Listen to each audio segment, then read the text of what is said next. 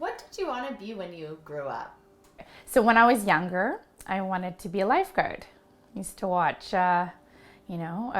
Baywatch with David Hasselhoff. He was my crush. And yeah, that it kind of sparked from there, and that's what I wanted to be, and that's what I do. If you were to die tomorrow, would you have any regrets? Not necessarily. I think with my two kids and where I am at right now, I've done a lot more than most people, I would say. So I'm grateful. What is your biggest battle right now? Finding balance with myself and the activities of my children. I'm devoting a lot of time towards them and putting aside things that I want to do. So just finding that balance and being more organized, I would say. If you could tell your younger self one thing, what would it be? To travel more, live abroad. Yeah. And have you traveled much? I've traveled a fair amount, but I think I haven't lived yet because I haven't lived somewhere else. And I would love to live somewhere else for an extended period of time. What words were said to you in life that cut the deepest? That's a good one. You may die at Armageddon if you do not, practice these things and live up to the Word of God. And does that still stick with you today? Definitely. It does. It's something that I grew up with and that is always there in my mind. Were you ever bullied? I wouldn't say bullied per se. I think it's funny you asked me that because it's Black History Month, and I was thinking back to the time, I guess it was grade 2 or grade 3, where my mom had to come into the school and talk to the principal because one of my classmates called me the N-word. He actually ended up getting expelled. But when I look back, he was just a young boy that had no idea what, the word meant. And I wouldn't put it in the category of bullying because he himself was part of the BIPOC community. He was a Filipino young boy. So I'm sure moving forward, I don't know where this boy is in this day and time, but I'm pretty sure if he does remember, he knew it was a word he shouldn't use. What is the greatest emotional pain you've ever felt? I would have to say losing my family to religion. And that was the hardest, having to start a whole new life. And then, living in this world, which I never was a part of, and having to create a whole new environment of friends and people within my bubble that their life, like everything they learned, was not what I learned. For example, marriage, where I was taught to get married at a young age. You date in the intention of getting married, rather. And so I always thought every guy I dated in the world, he wanted to maybe marry me. And no, that's not the reality. So I was Jehovah's Witness, and I was baptized one, and so I was removed to bad misconduct. So basically, I can't associate with my family other than, them having presence with my kids, but I don't associate with them because I am removed from the congregation. The best way for me to let you understand what that means is it's like a basket of apples, and there might be a bruised one. I'm that bruised one. And when you have that, bad apple, it's going to affect everything and every other apple around them. Basically, essentially, in any religion that has disfellowshipping of the person in the congregation, basically, you cannot associate with them. I'm welcome to return, but that is if I've prayed for forgiveness.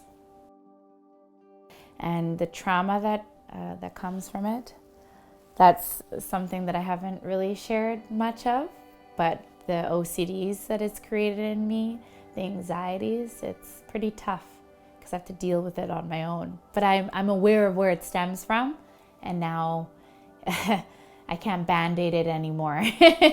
I need to almost do a surgery to fix things. So I'm working through things. Yeah. What is one thing that you wish people understood about you?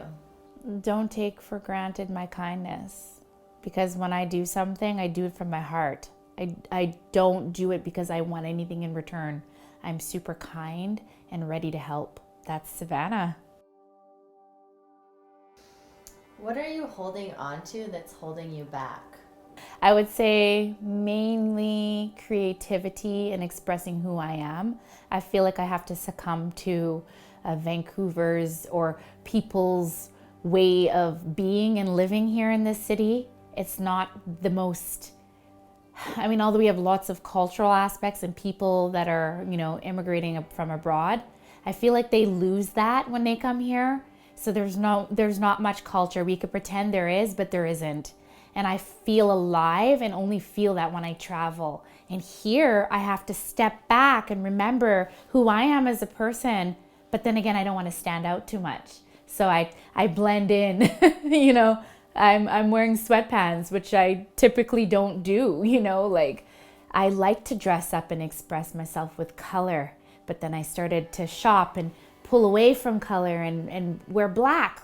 I want you to count how many people downtown Vancouver are wearing black. Probably 95% of them are wearing black. Too scared to wear that orange or that pop of pink, which I put on today.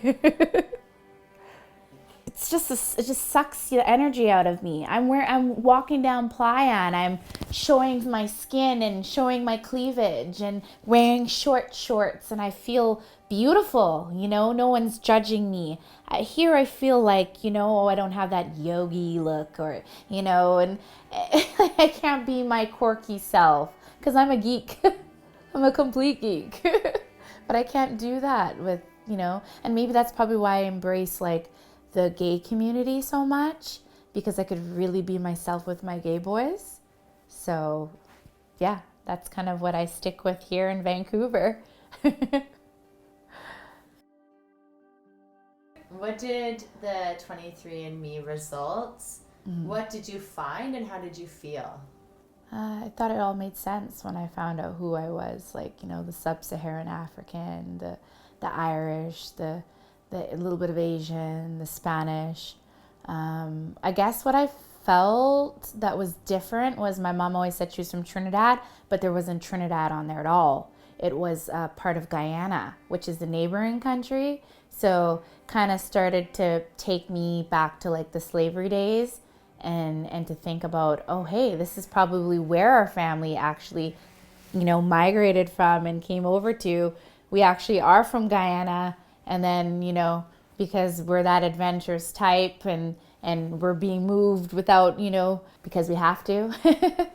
That's how we ended up in Trinidad. So it just kind of takes my mind, like, especially being a dreamer, a Pisces, I'm always like imagining things. And so, yeah. Have you ever lost a friendship that you thought would last? Yeah. This friend in particular I knew since kindergarten. We still talk, but it's not the same friendship that we had, especially like her being like my sister. I would say she was my sister, and something happened and life changed, and yeah, I don't feel like it's the same friendship that it was, and it's sad. I think about it actually often. I actually mentioned it to her. So. And what did she say? She says, well, life has changed and, I still love you and thank you for letting me know. But still, it's kind of like very different. Yeah. Finish this sentence. I miss Mexico. I love Mexico. Honestly, favorite place. Love it.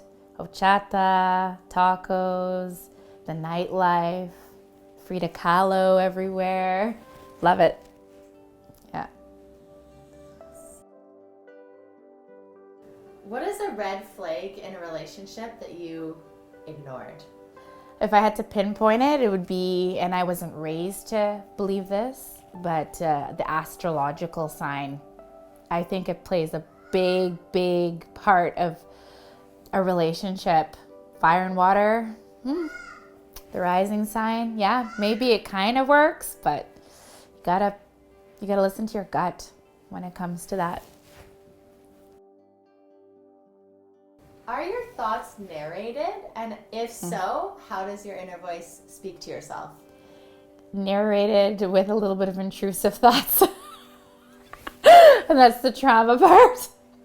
I'm constantly talking to myself. As long as it doesn't come out, so it doesn't look like I'm crazy, but I'm always narrating everything in my head. Yeah. And is the voice loving? Is it hard? Is it mean? Is it... It depends on the mood I'm in, really. Like if I'm in the water, I'm a free mermaid and I'm just thinking about like the, tropics. And if I'm stressed, it's a very negative tone. It's like, or, I want to sleep. Yeah, I find sleeping kind of like the way to turn off those thoughts. Yeah.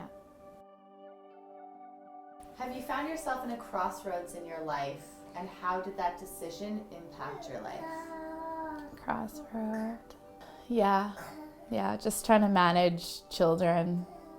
I think it's different when you plan something. They're a blessing, by the way. But, I guess I've always been trying to find myself. And then what I went through, it was like, I guess whatever, higher power, God, they came into my life for a reason. So now I thrive for more. But those crossroads are always crossing. And I'm not sure which road to take when it comes to myself. I know what road I need to do to develop a better lifestyle for my children. But by myself, I guess I didn't really get to focus on myself completely, going through what I went through and having a child just kind of out of the blue. So I think it's always a learning thing, but they teach me a lot. They do. What are the greatest lessons your kids teach you? To just live in the moment, have fun. Yeah, just have fun. Hang out with your friends, smile, go kick a ball, go swimming. Yeah, they get me to do all those things because they need to be active, right? So I get to do those things with them. And I probably wouldn't have done it without them, really, all those activities, because you're trying to develop a career and you're trying to build who you are, but you forget what you really enjoy. So going on those little swimming outings are, so much fun.